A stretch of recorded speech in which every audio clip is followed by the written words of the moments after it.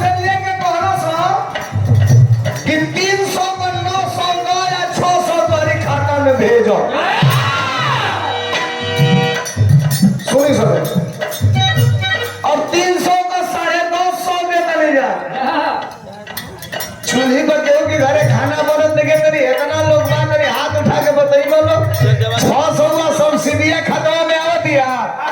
ए कनी बोल जाओ ना। ये पिछड़ी जमात के लोग बैठे हैं, हम बिरहा गाने आए हैं, इससे कोई वास्ता नहीं, लेकिन जब आपने आदेश कर दिया तो 2 लाइन केवल करेगा हाथ रखे लोग।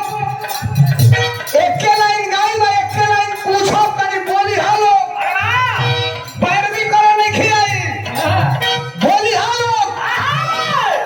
2012 से 17 ले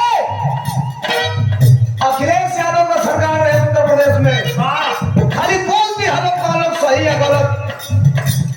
2012 से 17 ले सरकार रहे और 2012 से 17 ले यूरिया खाद बोरे में को किलो मिलत रहे ना बोलो को किलो। अरे उधर समय खेती ना करेंगे समय को किलो मिलत रहे आयो को किलो मिलत ना लो है क्या 45 होता था नहीं गड़बड़ी इधर तो रखा हो जाता 10 किलो।